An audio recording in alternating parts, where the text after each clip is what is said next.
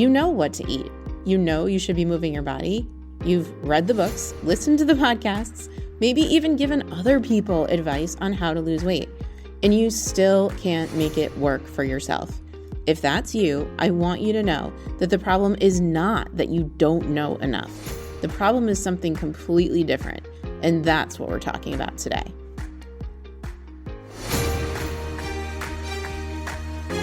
Welcome to the Biking Wellness Podcast. I'm your host, Stacey Smith, and I lost 50 pounds riding my bike by focusing on what my body can do. Now, I teach other women how to do the same. I am obsessed with completely flipping the script on weight loss so that we can work out to feel good and feel strong. If you are ready to stop dieting, learn how to appreciate your body, and have fun riding your bike, you're in the right place. Let's dive in.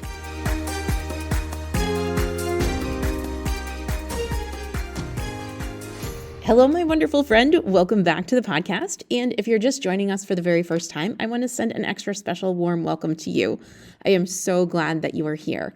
Also, if you are listening and you could just take a minute to make sure that you are either following or subscribed to this podcast, that would be amazing. That way you'll make sure that you don't miss a single episode. And then also it will help other women just like you be able to find the podcast as well.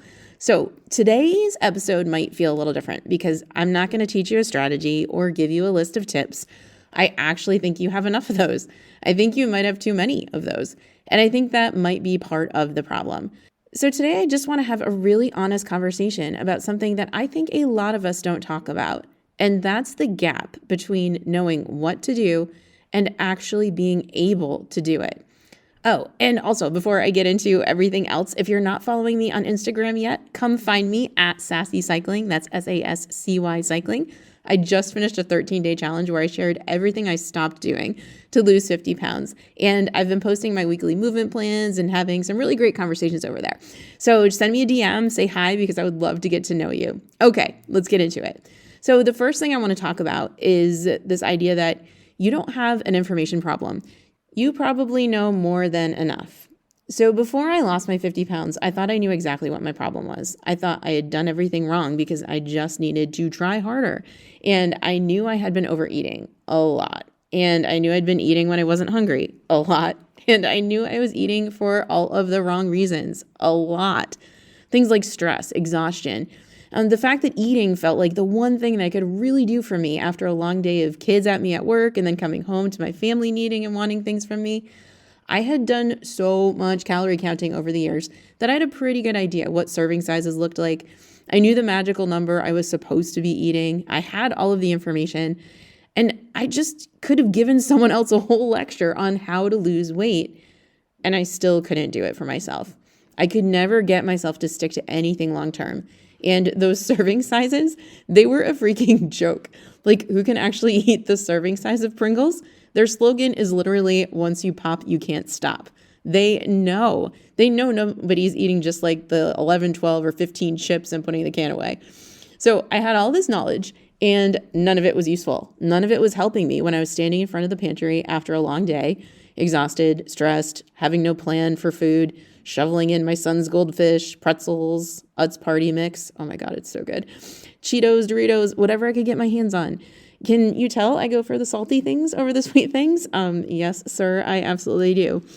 I knew in those moments that what I was doing wasn't bringing me any closer to my goals. Because even when we aren't actively trying to lose weight and we're putting it off, that constant judgment is still there. It's still in our heads. I knew it, and I just couldn't stop. I needed a reason to stop in that moment, and I couldn't think of a single one other than I just feel like doing this. So I ate. And if you've ever been in that exact same spot, standing in your kitchen or your pantry in front of the fridge, eating things you didn't plan to eat, knowing it's not what you want to be doing, knowing that it goes against your goals, but doing it anyway because you're tired and you're stressed, and it's the only thing that feels like relief and feels good right now, I want you to know that there is nothing wrong with you. You don't have a problem of not knowing what to do. You have plenty of knowledge about what to do. More information is not going to fix this, okay? the next thing I want to talk to you about is this idea that what you actually need is not more information and more knowledge. It's something else entirely.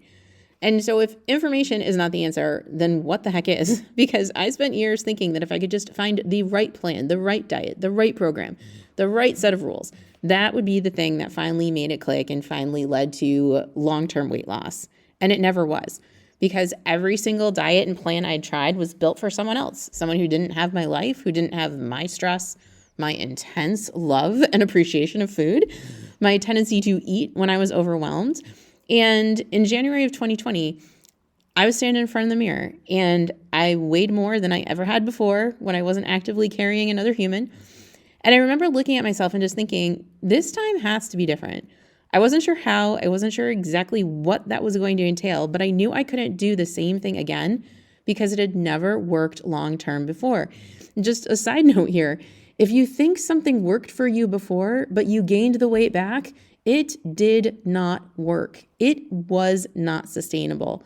And that's the thing. I knew that I was not going to be counting calories again. I knew I was not going to follow someone else's rigid plan again, and that I was going to need to figure this out in a way that I could actually live with. Make small changes, make doable changes, make changes that actually fit into my life. And the biggest thing I realized was that I needed a reason to keep going that was bigger than the number on the scale.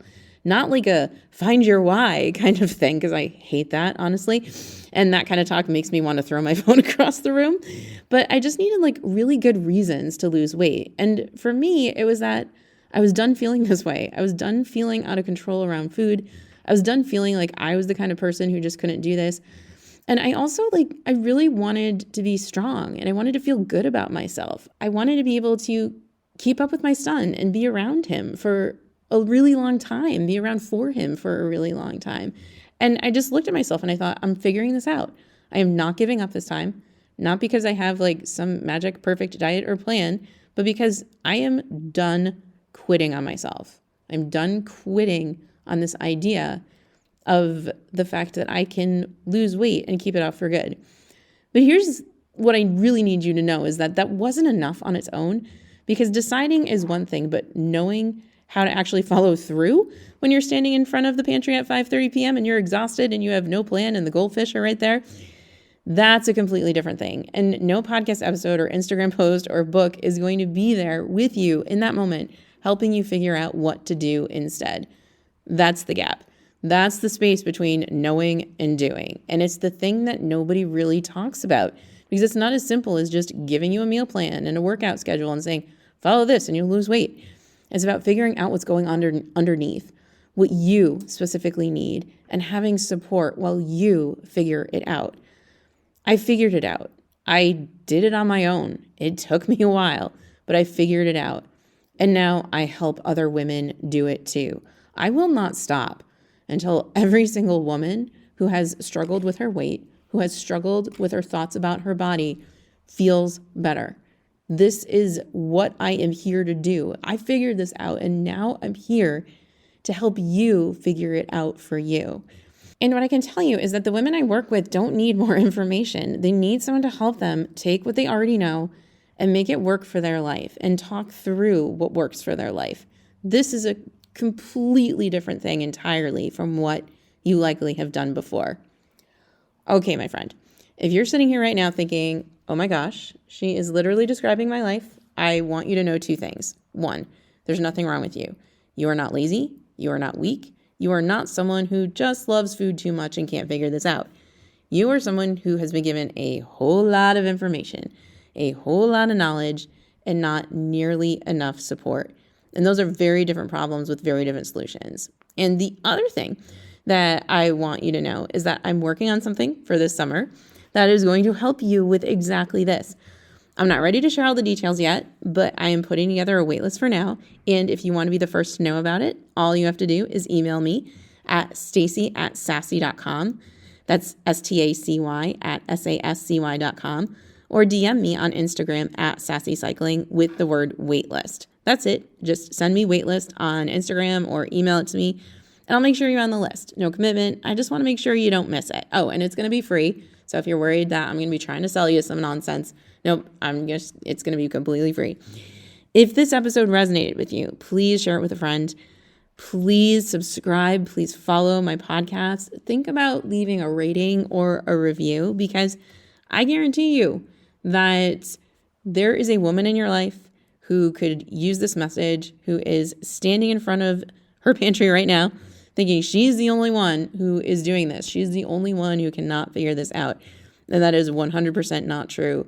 This is all of us, and we all need to work through this together. She needs to know that she's not the only one, and she needs to know that there is no shame in the fact that this whole process is one that really takes some intention. And when you find out how to manage all of the different steps and how to kind of fill that gap between what you know and getting yourself to actually do it, that is when the real magic happens. That's when you start to feel like you're in control, like you're the one who is in charge of your choices and in charge of your body.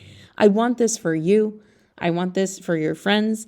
I want this for literally every woman who needs to hear that she is not the problem, that what she has tried in the past hasn't worked, not because there's something wrong with her, but because there is something wrong with the method that she tried. Thank you so much for being here, my friend. Thank you so much for listening to another episode. I am here and I am cheering for you every single step of the way. Talk soon. Thank you so much for joining me for this episode of the Biking Wellness Podcast. Be sure to head on over to sassy.com/guide, SASCY.com/guide, to get my completely free Lose Weight Biking Quick Start Guide so that you can get started with simple, doable weight loss today. That's SASCY.com/guide.